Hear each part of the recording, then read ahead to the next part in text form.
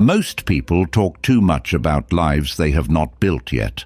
They explain their plans too early, their decisions too openly, their goals to people who did not earn that level of access.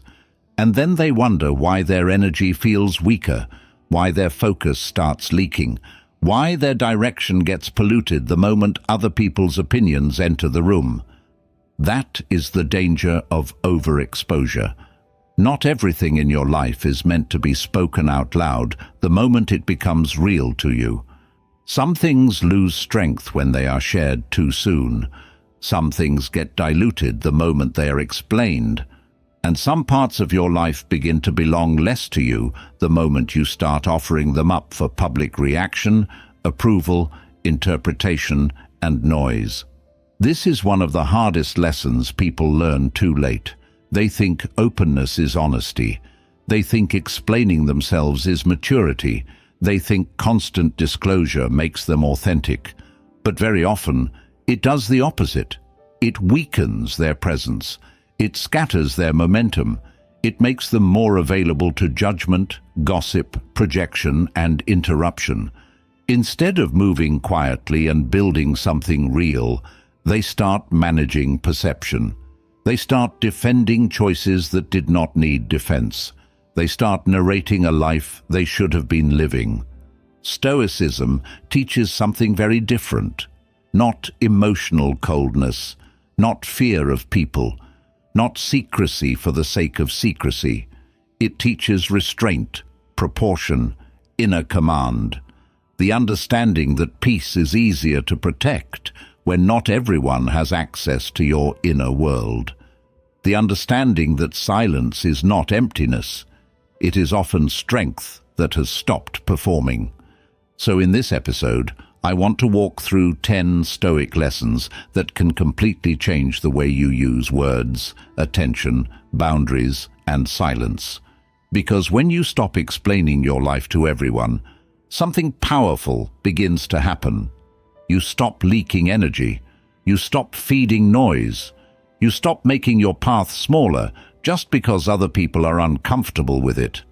And most importantly, you begin to feel something that is becoming increasingly rare. A life that still belongs to you. The first lesson is this: your life is not for public consumption. That may sound extreme at first, but most people live as if every important part of their life needs to be announced, explained, justified, updated, and made legible to others. They speak too quickly about what they are building, what they're changing, what they're healing from, what they're planning next. And in doing so, they slowly turn their inner life into something public, something available for reaction, commentary, approval, confusion, envy, doubt, and noise. That is a dangerous habit, because the moment your life becomes too available, it becomes easier for other people's opinions to enter places where they do not belong. A private decision becomes a social discussion. A personal goal becomes a performance. A quiet change in direction becomes something you now feel pressure to defend. And once that happens, your energy is no longer fully serving the life itself. Part of it is now serving the audience around it. This is one reason so many people feel scattered. They are not only living, they are narrating. They are not only making decisions, they are pre-explaining them. They are not only moving, they are imagining how that movement will be perceived, questioned, misunderstood, or judged. That is a heavy way to live. It creates internal noise before the real work has even begun. Stoicism pushes against this instinct. It teaches that what matters is not how visible your life looks from the outside, but how governed it is from the inside. You do not owe everyone access to your process. You do not owe the world constant explanation, and you certainly do not owe clarity about every inner shift to people who are not carrying the cost of your choices. Think about how much weaker a decision becomes the moment it is handed to the wrong people too early. You say you are changing careers, and suddenly you are managing doubt that did not exist before. You say you are ending a relationship, and now you are answering questions that make the process heavier than it already was. You say you are working on yourself, and before anything has really formed, you have already invited opinions from people who do not even understand the old version of you, let alone the one trying to emerge. That is what public consumption does. It takes something that should still be protected and makes it available too early. And once other people start reacting to it, you begin feeling pressure that had nothing to do with truth and everything to do with exposure. This does not mean you become closed, paranoid, or emotionally unreachable. It means you become selective. It means you stop treating access as free. You stop assuming that because something is meaningful to you, it must be shared immediately. Some parts of life need privacy, not because they are shameful, but because they are still growing. And anything still growing is easier to damage than people like to admit. The strongest lives are often quieter than expected, not because they are empty, but because they are protected. And once you understand that your life is not for public consumption, the next lesson becomes obvious. The more quickly you speak, the more quickly your words start losing power. The second lesson is this: words lose power when they are given too soon. A lot of people do not understand this until they have already weakened something important by talking about it too early. They announce the plan before it has roots. They explain the decision before they have fully lived it. They reveal the intention before it has been tested by action, and what could have stayed strong, quiet, and internally guided becomes exposed to reaction before it has enough weight to withstand it. That is one of the hidden costs of explaining your life too early. The words come out before the work has matured. And when that happens, something subtle changes.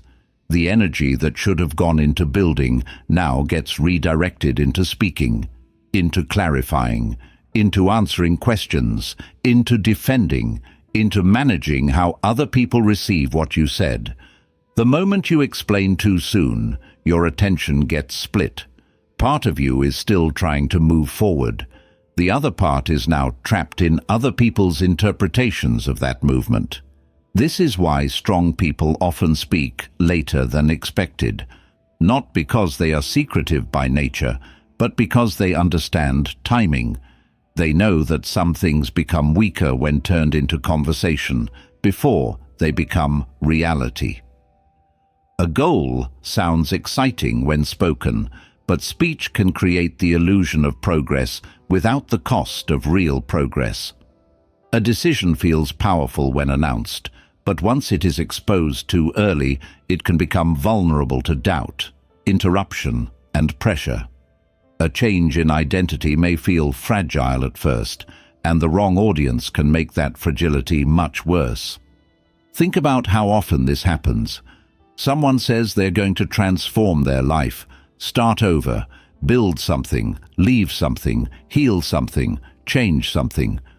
But the moment they speak it out widely, the inner force begins to leak. Now, it is not just theirs anymore. It is public language, public reaction, public energy. And instead of quietly becoming, they begin talking about becoming. That is not harmless. Words are powerful when they are backed by timing, restraint, and action. But when they come too early, they stop serving the life and start replacing it. You begin feeling the emotional reward of expression before earning the stability of results. That is why some people speak beautifully about futures they never enter. The words came first. The reality never caught up. Stoicism does not ask you to become mute. It asks you to become disciplined, to understand that not every insight needs immediate expression, not every plan needs an audience, not every internal shift needs to be turned into language while it is still fragile. Sometimes the strongest thing you can do is let your life hold the meaning before your mouth tries to explain it. Because once your words become too available, they also become cheaper. The more often you explain yourself, announce yourself, and narrate yourself, the less weight your words carry. But when speech becomes rarer, more deliberate, more earned, it changes its character. It starts sounding like something built from self-command rather than emotional overflow. And once you understand that, another truth becomes impossible to ignore. Your words are not the only thing you leak when you over-explain. You also leak attention, and attention is far too valuable to spend carelessly. The third lesson is this: attention is a currency, so stop wasting it. Most people think they are only losing words when they explain too much. They are not. They are losing attention. And attention is one of the most valuable things a person has. It decides what grows in your life, what stays weak, what gets built, what gets delayed, and what quietly dies from neglect. Whatever keeps receiving your attention keeps receiving your life. That is why over-explaining is so expensive. The moment you start telling everyone what you are doing, why you are doing it, how you feel about it, what changed, what your intention is, and why they should understand it, your focus begins to scatter. Now, part of your energy is no longer going into the work, the healing, the decision, or the direction itself. It is going into people's reactions, their opinions, their confusion, their approval, their doubt, their curiosity, their unnecessary access. That is a bad trade, because attention works like money.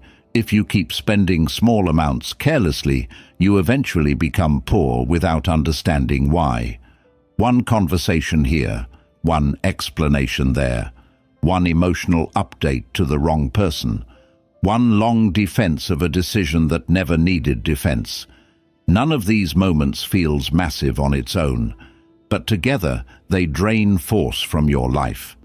The energy that should have stayed concentrated becomes thin, divided, and easier to interrupt.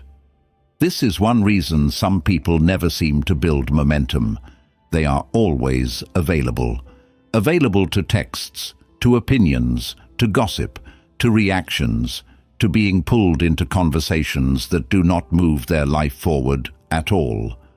They do not guard their attention, so their attention gets consumed by anything loud enough to ask for it.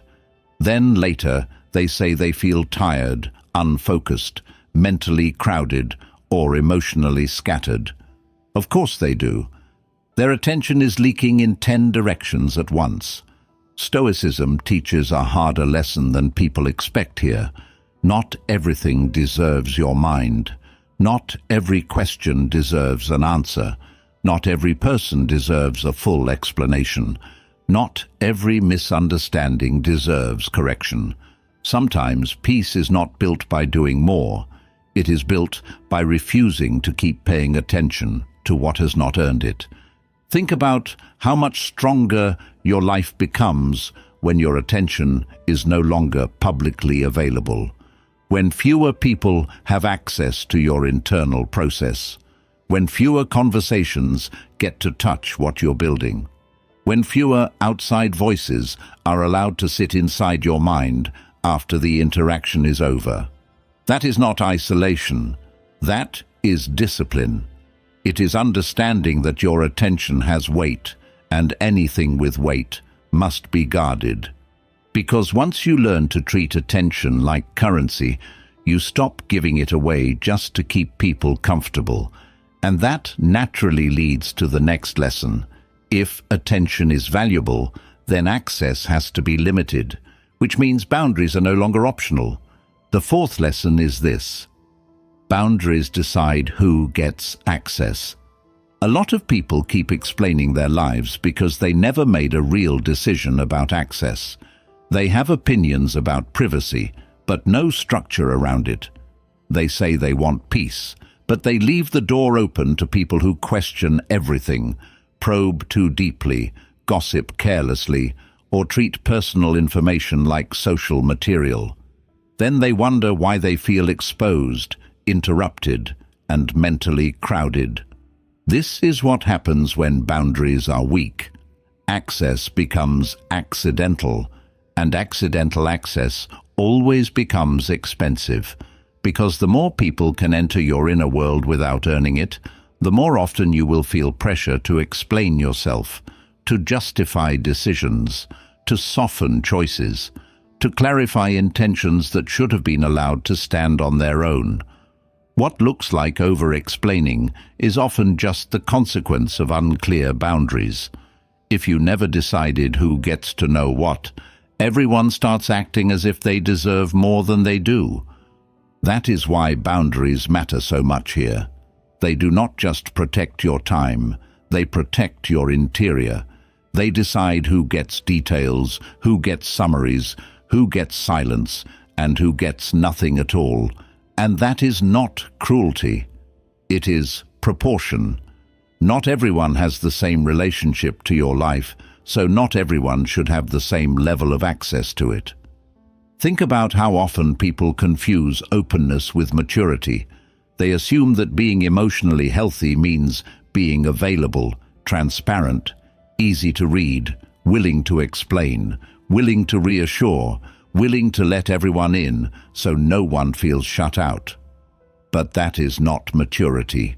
Sometimes it is just fear of disappointing people, fear of seeming distant, fear of being misunderstood. So instead of holding a clean line, they keep talking. Strong boundaries end that pattern. They let you say, "This part of my life is not up for discussion. This decision does not require a panel. This process is still private. This relationship does not give you unlimited access to my mind. This is not something I owe you detail about." Those are powerful inner decisions, even when they are never spoken out loud. Because once you are clear about access, your speech changes naturally. You stop leaking information just because someone is curious. You stop mistaking questions for entitlement. And boundaries also reveal something uncomfortable but necessary. Many people do not actually want all of you. They want the version of you that stays easy for them to understand, predict, or manage. The moment you stop over-explaining, they may act confused, offended, or distant, not because you became wrong, but because access changed. And weak relationships often react badly when access is no longer unlimited. That is useful information, because boundaries do not just protect your peace. They show you who respected your life and who merely enjoyed unrestricted entry into it. And once you see that clearly, another lesson becomes even more important. If access is not guarded, then momentum gets damaged. Because what you are building cannot stay strong if too many people keep touching it too early. The fifth lesson is this: your momentum is yours, so protect it. Most people underestimate how fragile momentum can be in the early stages of anything meaningful.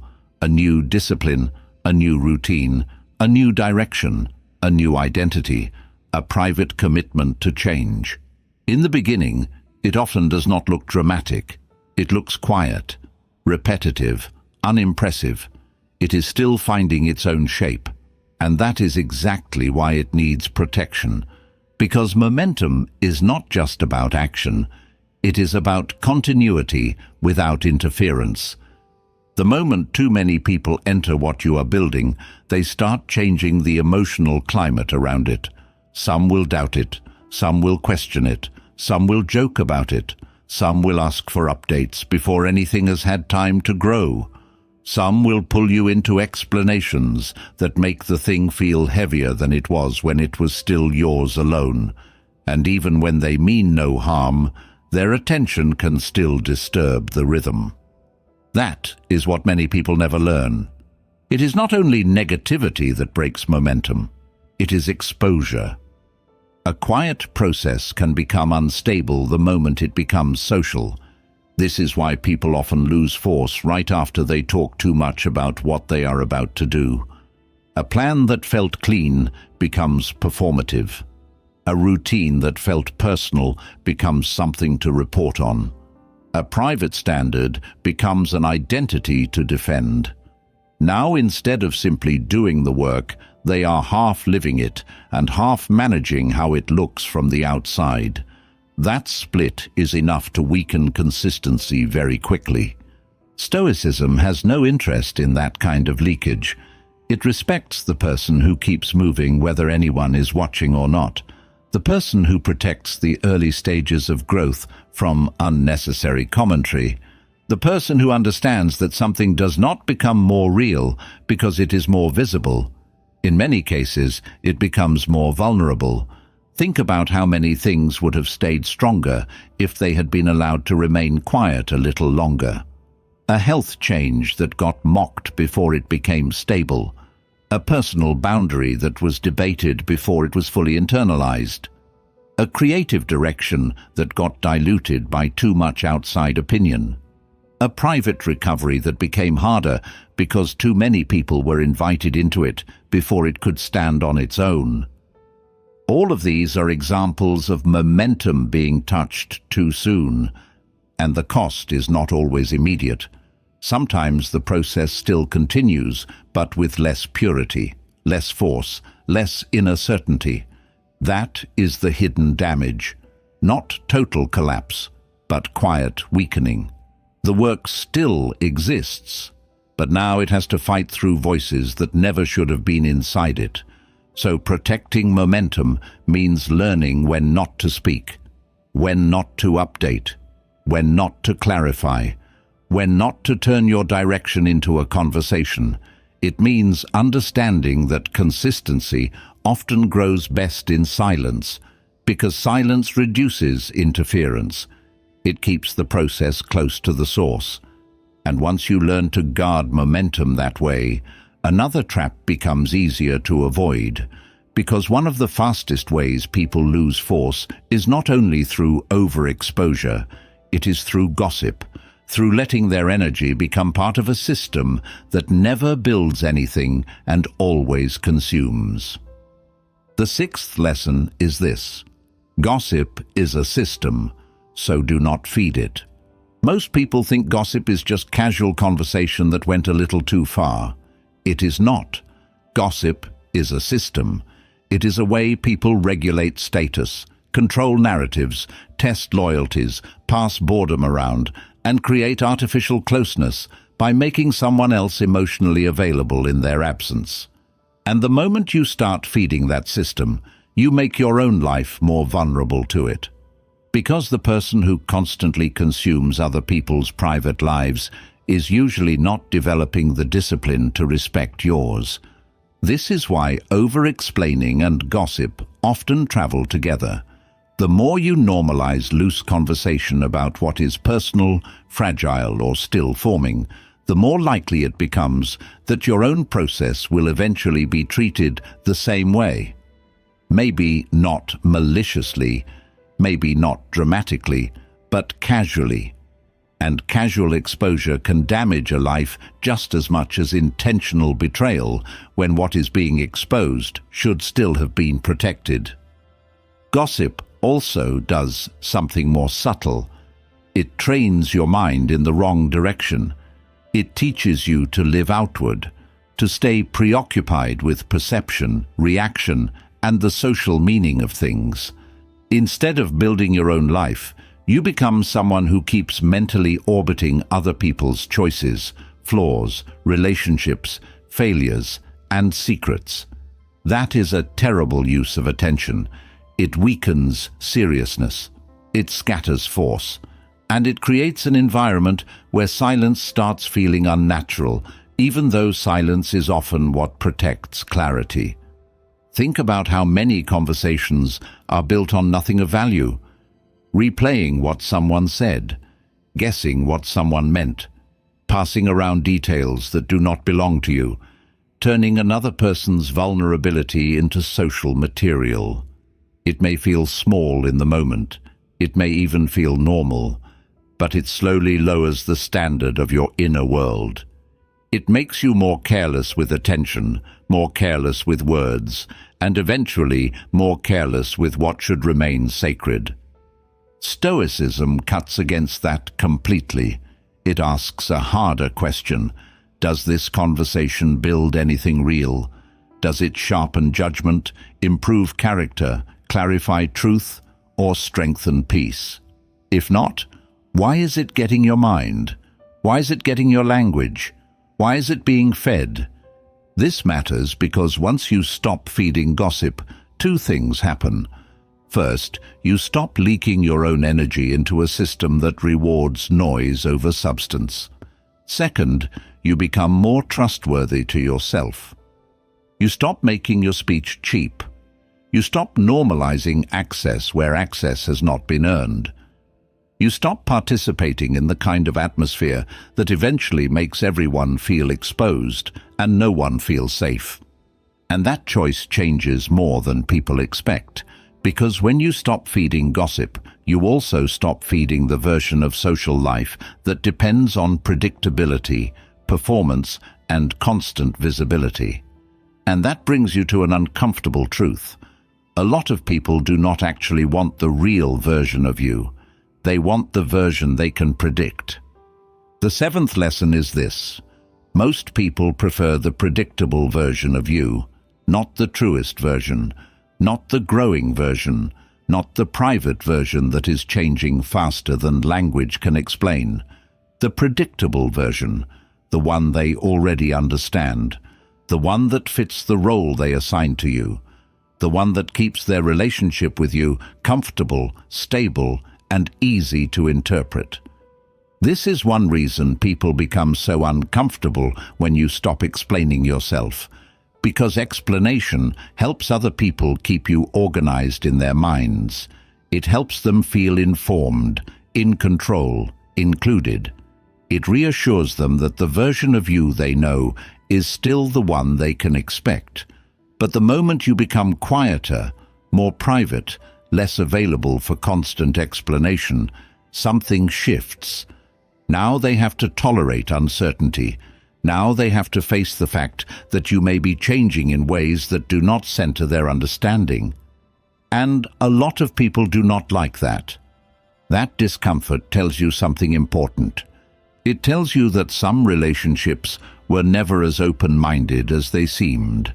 They were simply stable as long as you remained familiar, as long as you kept offering context, updates, reassurance, and continuity.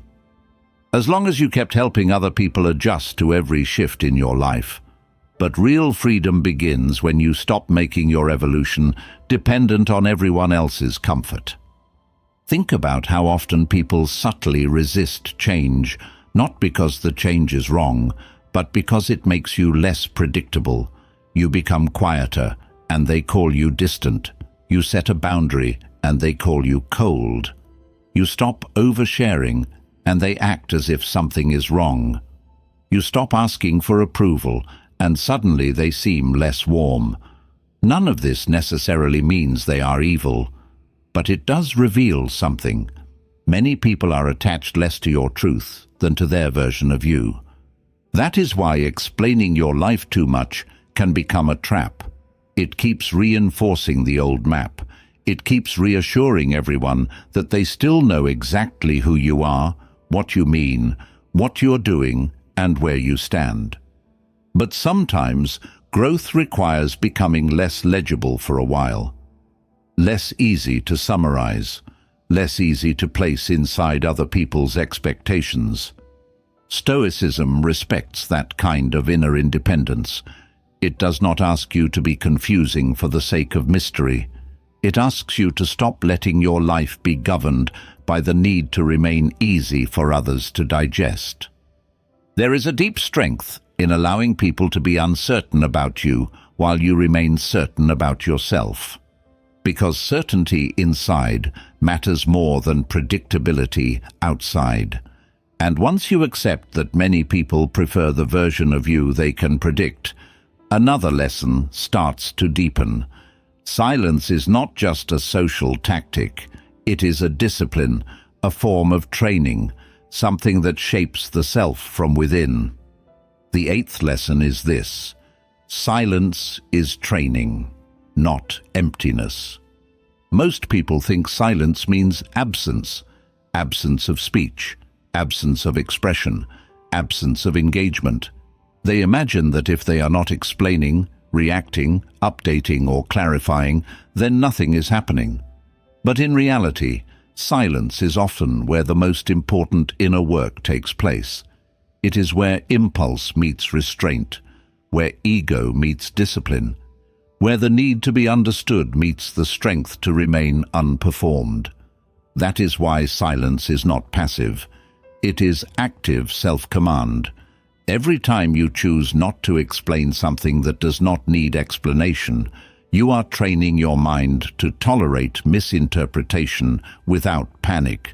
Every time you choose not to answer a probing question with more access than it deserves, you are training your boundaries. Every time you let a misunderstanding exist without rushing to correct it for the sake of your image, you are strengthening something deeper than reputation. You are strengthening inner steadiness. That kind of training matters because most people are not disturbed by silence itself.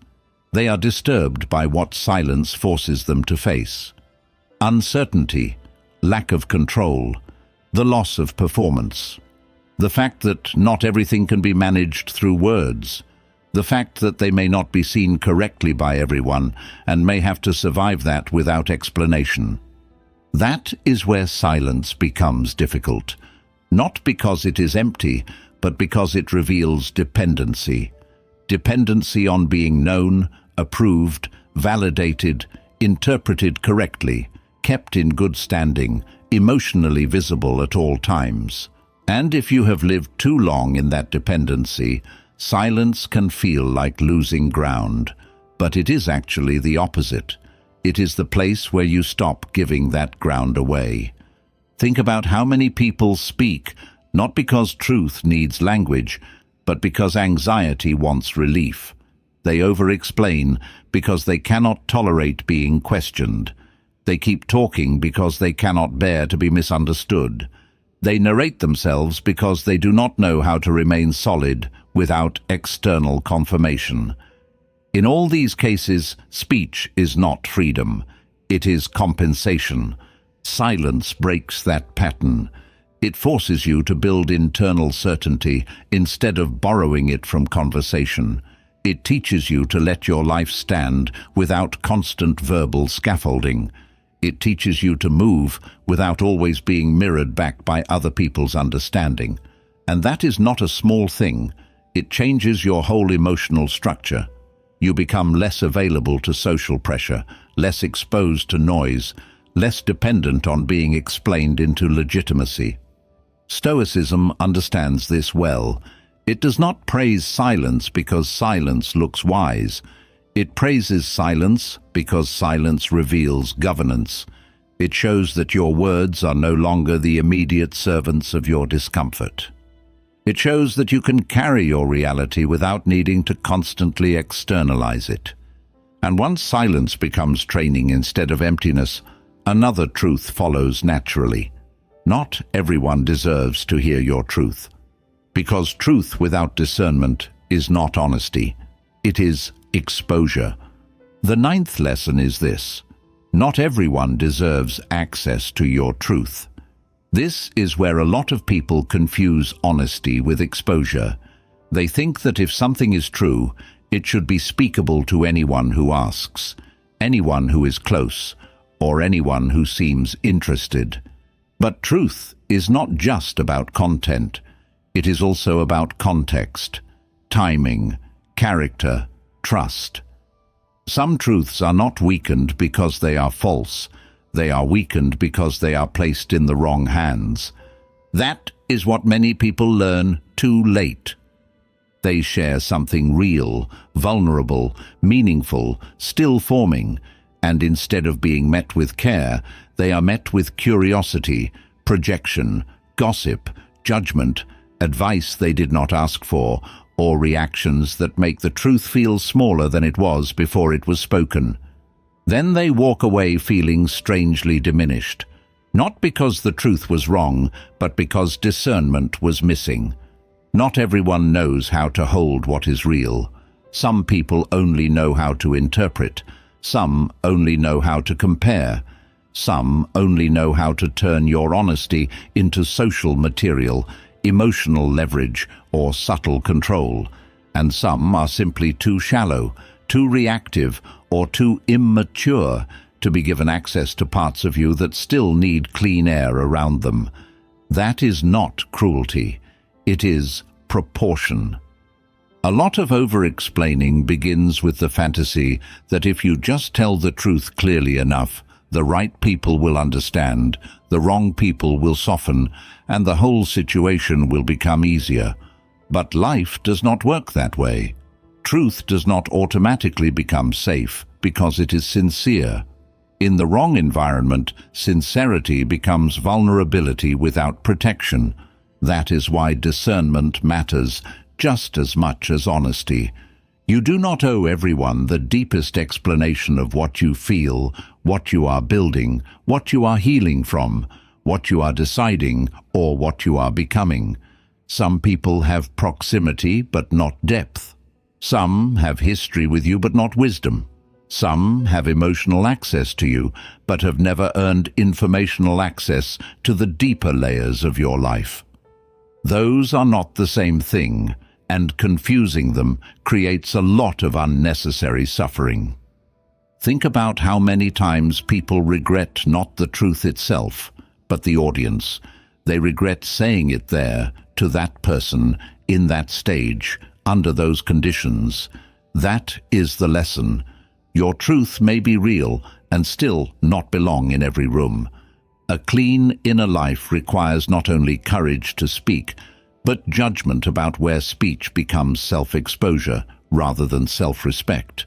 Stoicism does not ask you to become false. It asks you to become disciplined, to understand that withholding is not always fear. Sometimes it is wisdom. Sometimes it is protection. Sometimes it is the refusal to hand what is sacred to people who only know how to handle what is convenient. And once you really learn that, the final lesson becomes much easier to live, because when fewer people have access, fewer reactions shape your path, and then your progress can finally become what it was always meant to be. Quiet, consistent, yours. The 10th lesson is this: your progress does not need witnesses, it needs consistency. This is one of the hardest lessons for people living in an age where everything is pushed toward visibility. If something matters, announce it. If something changes, post it. If something begins, explain it. If something is difficult, document it. If something is meaningful, make sure it is seen. But real progress often grows best when it is not constantly being observed, discussed, interpreted, or turned into language before it becomes stable. Because progress does not become stronger when it becomes more visible. It becomes stronger when it becomes more repeatable. This is where many people lose the plot. They become emotionally attached to being seen trying, seen changing, seen evolving, seen becoming disciplined, seen becoming different. And that attachment quietly competes with the actual work. Now the process is no longer just about consistency, it is also about appearance, about being recognized as someone who is changing, about making sure the effort is legible from the outside. And once that happens, the center shifts. The witness becomes part of the motivation. That is unstable. Because what happens when the witness disappears? What happens when no one asks, no one notices, no one validates, no one comments on the discipline, the restraint, the quiet progress, the inner change? A lot of people slow down there, not because the path stopped mattering, but because part of their energy was tied to being seen on the path. And once visibility drops, so does force. Stoicism asks for something more serious than that. It asks whether your standards can survive privacy, whether your effort can continue without applause, whether your discipline still exists when nobody's around to reward it emotionally. That is where consistency becomes real. It is no longer a performance, it becomes character. Think about the difference between a person who talks often about what they are building and a person who keeps building. The first may sound impressive early. The second becomes undeniable later. One uses words to hold the identity in place. The other uses repetition. One needs more witnesses. The other needs fewer interruptions. And over time, life reveals which one was real. This is why quiet consistency is so powerful. It removes the pressure to narrate every step. It frees progress from the burden of being publicly legible. It allows discipline to become private enough that it can deepen without being constantly disturbed by reaction. You stop asking whether people understand what you are doing. You stop needing your path to be affirmed in real time. You just keep going. And that is the point where your life begins to belong to you again. Because once you no longer need witnesses, you become much harder to interrupt, much harder to discourage, much harder to distract.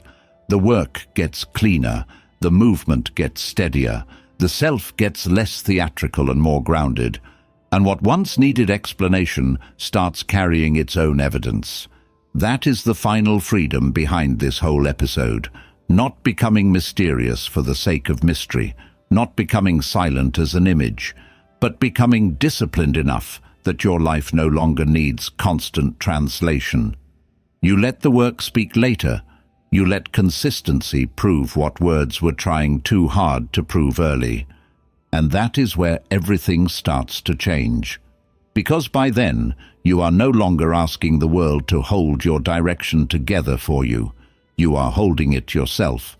What changes a life is not always a dramatic act of reinvention. Sometimes it is simply the decision to stop leaking, to stop giving language too early, to stop giving access too freely, to stop spending attention on things that weaken you, to stop feeding gossip, explaining every shift, defending every decision, and making your inner world available to people who have not earned the right to enter it. That is what this episode has really been about. Not silence as image, not privacy as fear, but restraint as power. Because when you stop explaining your life all the time, you begin to see what was really happening before. You were not just communicating, you were scattering yourself, you were weakening momentum. You were inviting noise into places that needed protection. You were making your peace dependent on too many outside reactions. And over time, that dependence becomes exhausting. It steals clarity, it steals force, it steals the quiet authority that comes from living without constant narration. But once you begin living differently, something shifts. You become less available to interruption, less available to misunderstanding, less available to pressure, gossip, and unnecessary access. Your words gain weight because they are no longer cheap. Your attention gains strength because it is no longer leaking. Your boundaries become cleaner. Your silence becomes steadier. Your progress becomes more real because it is no longer being spent on visibility before it becomes stable. And that is where Stoicism becomes practical, not in some distant philosophical way, but in a way that directly changes how you move through ordinary life. You stop feeling the need to explain every decision. You stop turning your private direction into public material. You stop making people comfortable at the cost of your own concentration. And little by little, you begin to recover something a lot of people lose without noticing: inner ownership. So for the next 24 hours, practice one thing. Keep one meaningful part of your life unannounced. No explanation, no update, no defense. Just protect it. Let it remain yours. Then watch what happens to your focus when your energy is no longer being spent on making your path understandable to everyone around you. Because not everything powerful needs to be spoken early. Some things become powerful because they were protected long enough to become real.